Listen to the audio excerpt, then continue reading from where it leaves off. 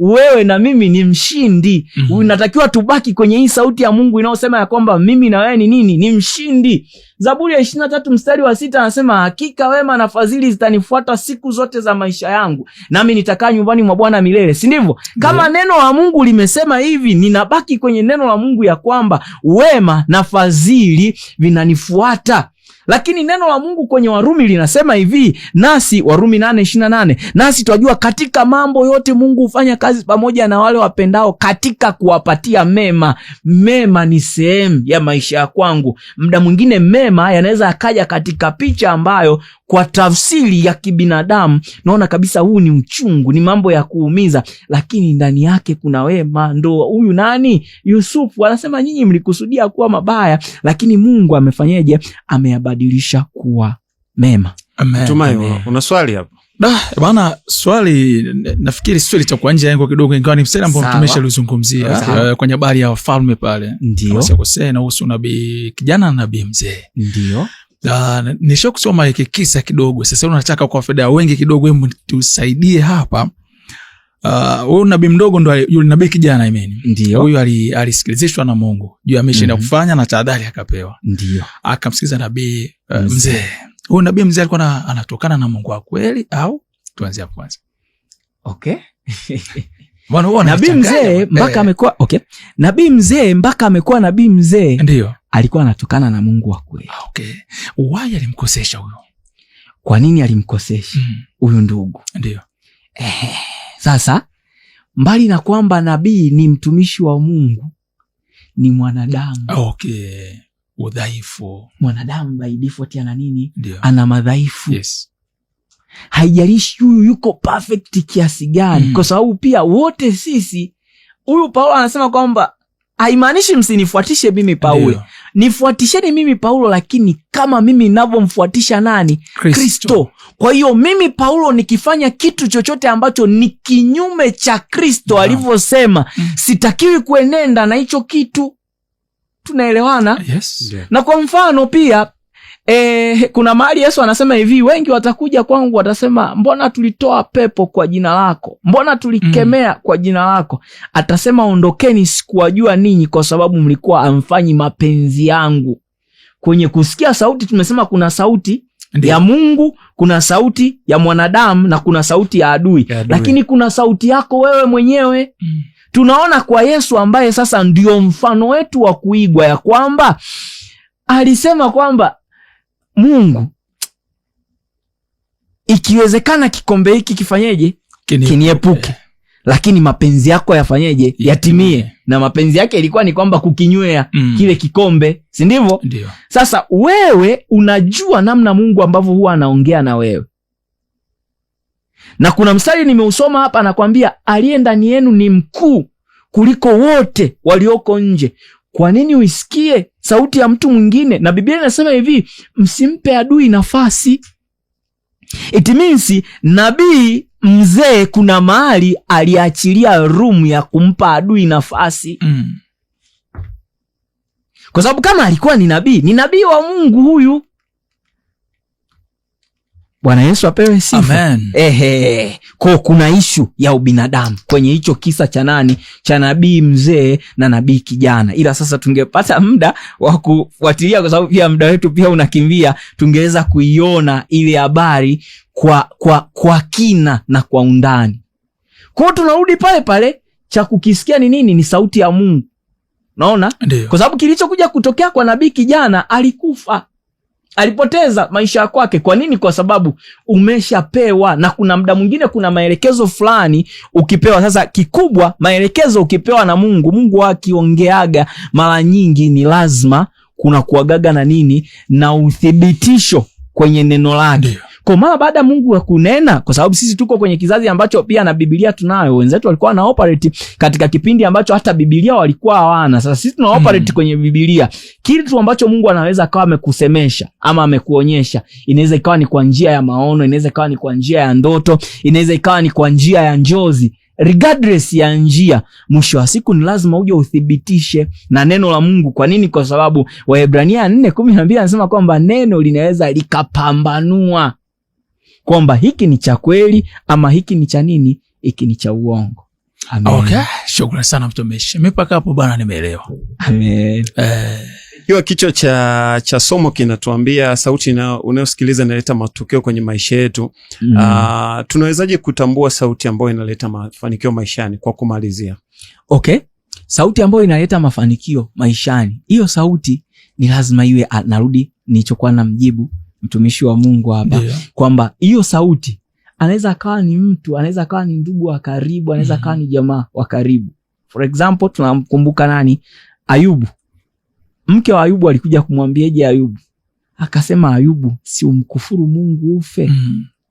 Ayubu akasema kwamba na wewe ni moja ya wanawake wapumbavu.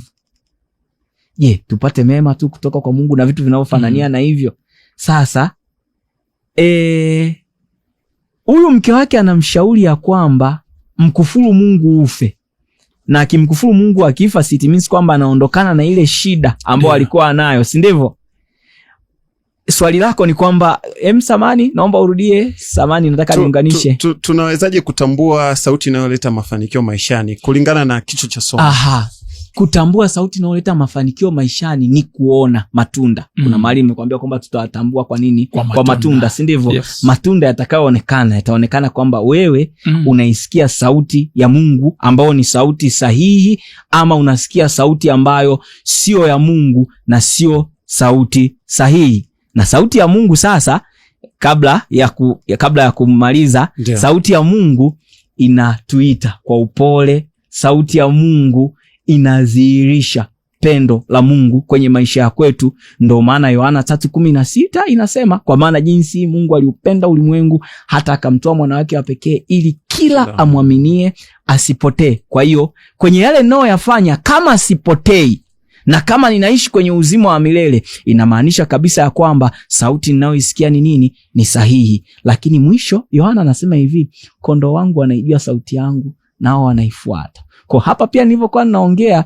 kuna mtu anaona kabisa ya kwamba kitu ambacho mtumishi wa Mungu anakizungumza ni kitu sahihi. Anachokizungumza ni sauti ya Mungu. Nashukuru Mungu ulivyokuwa unaanza pale kwa kufungua ukasema, Mungu wewe ukaseme kupitia yeye. Kwa kuna maneno ambayo nilikuwa ninayazungumza hapa, nilikuwa sio mimi, alikuwa ni Mungu mwenyewe anayazungumza. Kwa sasa kwa maneno ambayo pia wewe msikilizaji, regardless upo wapi, ulikuwa unayasikiliza maneno haya hapa, mwisho wa siku Biblia inasema kwamba tumezaliwa mara ya pili kwa neno la Mungu. Tumezaliwa mara ya pili kwa neno la Mungu. Waraka nadhani ni wa kwanza wa Petro, kwa neno la Mungu ambao ni mbegu isiyoharibika.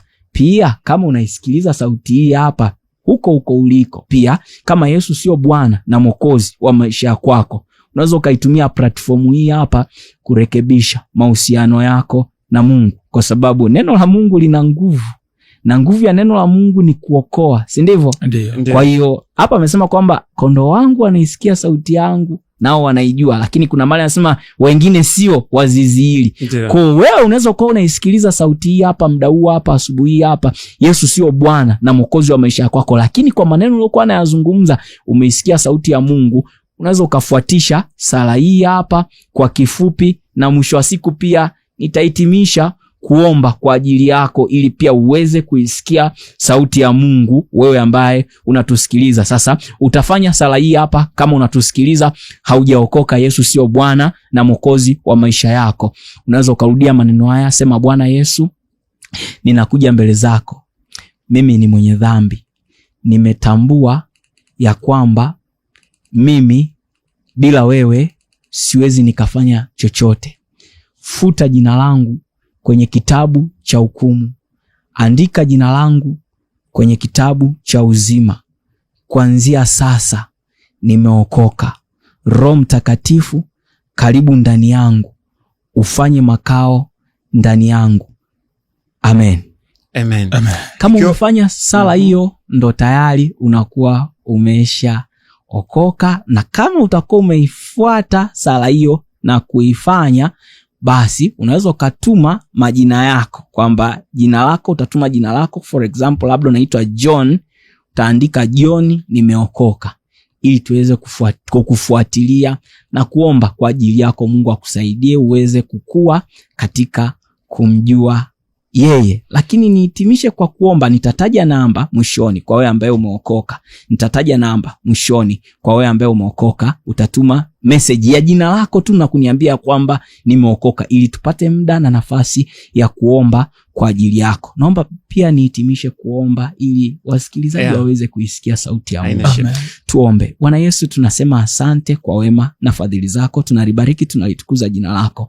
Asante kwa msikilizaji huyu ambaye alikuwa akitusikiliza asubuhi na ameisikia sauti yako clearly. Ninaomba Roho wako Mtakatifu, damu ya Yesu inaonena mema, ninaiachilia kwenye masikio yake. Lakini Roho Mtakatifu, ninaomba uzidi kuimarisha ushirika pamoja na yeye, sawa sawa na neno lako kwenye Isaya 30:21 ya kwamba masikio yetu yatasikia neno nyuma likituambia njia ni hii. Msaidie mama huyu, msaidie baba huyu, msaidie dada huyu, msaidie kaka huyu, msaidie mtoto huyu, msaidie kijana huyu aweze kuisikia sauti yako. Lakini kwa yeyote ambaye pia Bwana anatusikia afya yake haiko sawa, ninatamka uzima, ninatamka uponyaji, maana neno la Mungu linatuhakikishia kabisa Mungu alikuja ili tuwe na uzima kisha tuwe nao tele. Ninakutamkia na kukutangazia uzima ulioko ndani ya jina la Yesu Kristo wa Nazareth. Amen. Amen. Amen. Yes, kwa wale ambao wameokoka basi unaweza ukatuma jina lako. Jina lako kwa mfano nimesema ni John, utaandika nimeokoka kwenye namba hii 068 35 35 175. Tunaomba irudie tena mtumishi. Kwa yule ambaye ameokoka utatuma ujumbe ya kwamba umeokoka kwa kuandika jina lako na kutuma kwenye namba hii 068 35 35 175. Mungu akubariki. Amen.